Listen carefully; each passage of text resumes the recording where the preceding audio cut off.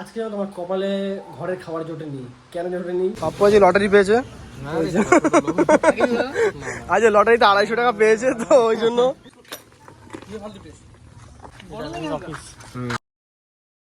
Hello বন্ধুরা, তোমরা সবাইকে স্বাগত আমার এই চ্যানেলে আর একটা নতুন ভ্লগে। এখন আমি আর পাপ্পু এসেছি একটু গ্যাসের অফিসে কাজ করানোর জন্য। এই হলো গ্যাসের অফিস, আর আমি যেখানে আছি সেদিকের লোকেশানটা কিন্তু খুবই সুন্দর। চারিদিকটা বেশ চাষবাস, গ্রাম এলাকা, খুবই ভালো লাগছে এখানে এসে। আর এটা আমার মামা বাড়ির থেকে একটু কাছেই, আশেপাশে মামা বাড়ি আছে আমার, এখানে না একটু দূরে। তবে এই জায়গাটা কিন্তু খুবই সুন্দর, গ্রাম এলাকা। আর এখানে মোটামুটি আমাদের আর 15-20 মিনিটের কাজ আছে, সেই কাজটা হয়ে গেলে এখান থেকে বেরিয়ে যাব। আর এর পাশে এখানে পাশে হচ্ছে আছে একটা পুরনো রাজবাড়ি টাইপের আছে, তো সেখানে যাব।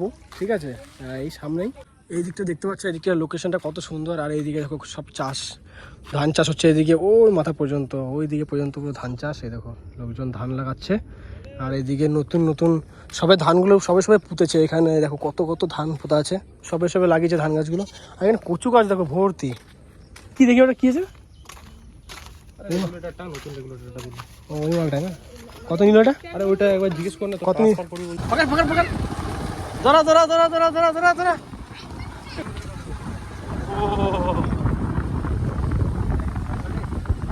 এ ঢুকতে ঢুকতে যায় না। এলাম একটু পরোটা খাওয়ার জন্য, তারপর আমি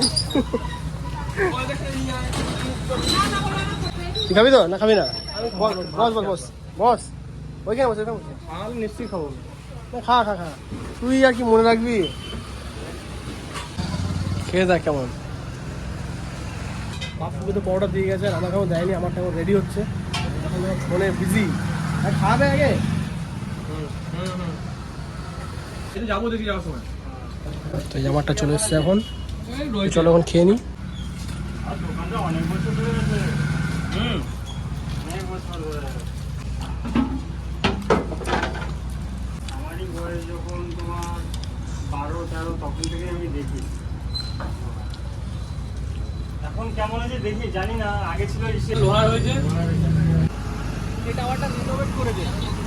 হ্যাঁ এরকম ছিল না। আর তোমার লেবু কত করে?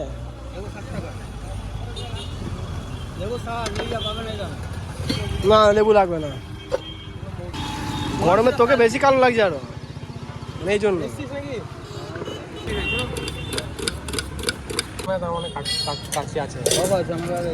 মুখে তোর এত জল দিয়ে কথা উচ্চারণ হচ্ছে না। হাতে আমাকে যেতে হবে, ওটা হাতে করে নিয়ে ব্যাংকের সামনে দাঁড়িয়ে খাবি, ঠিক আছে? খোঁজো খোঁজো, মুখের মধ্যে খাবি নাকি তুই এটা?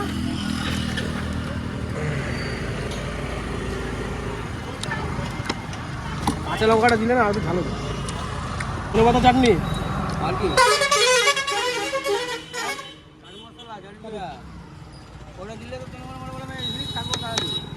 দিল না কেন?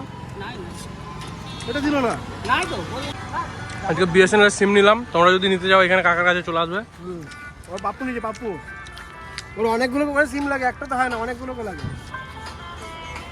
হ্যাঁ পাঠিয়েছে, কিন্তু পেয়ারাটাতে হালকা মশলা যাতে পাঠায় নাই। চলো বেরোনো যাক। পেয়ারা মাখা খেতে খেতে আবার এলাম একটু ব্যাংকে, কারণ পাপ্পুর ভিতরে একটু কাজ আছে। এই যে টোটোর মধ্যে পেয়ারা রেখে এখন খাচ্ছি। তো ওই এখন মোটামুটি তো 10-15 মিনিট সময় লাগবে, ওই জন্য এখন বাইরে দাঁড়িয়ে আছি। আর দেখো আজকে রোদ নাই, মেঘলা মেঘলা আকাশ, এটা গরম প্রচণ্ড দিয়েছে। দেখি কতক্ষণে হয় খাওয়া, মানে আমার খাওয়া হয়ে গেলে আর ওর ভেতরে কাজটা হয়ে গেলে বেরিয়ে যাবো। এত গরম দিয়েছে বলার মতো না, ওই জন্য আমি এবার একটু কী করলাম, টোটোতে উঠে বসলাম, কারণ বাইরে রোদ নাই কিন্তু গরম প্রচণ্ড।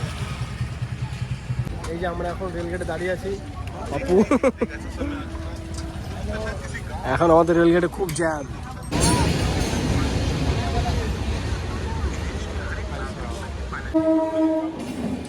আর ট্রেনই যাবে দেখ না, ঘন ঘন খালি।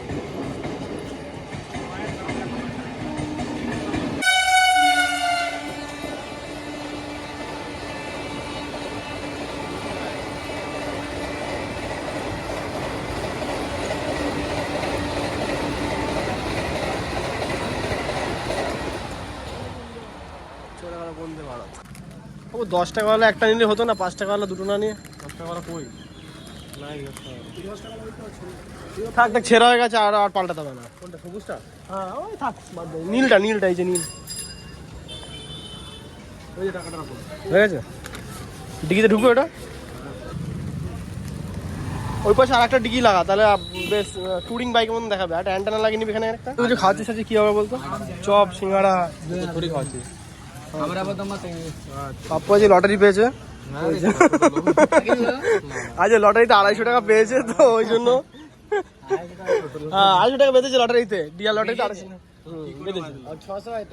না, ওকে 250 টাকা দিয়েছে, ওই জন্য চিপস নিলাম আর দিয়ে সিঙ্গাড়া। কি রাস্তা ও! কি ছিল বলতো? হ্যাঁ, আমাদের মাধ্যমিকের রেজাল্ট, এই যে রেজাল্ট। এখন আমি আর পাপ্পু মিলে যাচ্ছি পাপ্পুর মামা বাড়ি। এই দিকে একটা মামা বাড়ি আছে, তো এখান থেকে মোটামুটি এখন 5 কিলোমিটার তো হবেই। আর এই দিকে দেখো কত সুন্দর চাষবাস হয়ে যায়। বক দেখো কত, দেখতে পাচ্ছ না জানি। এখন তো বাজছে প্রায় 5:45 বাজে, মোটামুটি 6টার মধ্যে আমরা ঢুকে যাবো। আর মোটামুটি বাড়ি ফিরতে রাত 10টা বাজবে আমাদের। না না, রাত 10টা বাজবে না, ঢুকতে মোটামুটি আমরা 7টার আগে পৌঁছে যাবো। তল পেটে আমার মতো ওরা রিভার্স কেন? রিভার্সে যাচ্ছি কেন? রিভার্সে আসছিল, আমি মনে মনে চোখে ভুল দেখছি। হাসছে। এখন তো চারিদিকে সব ধান চাষ হচ্ছে, এখন লোক শুধু ধান লাগিয়েছে। এই যে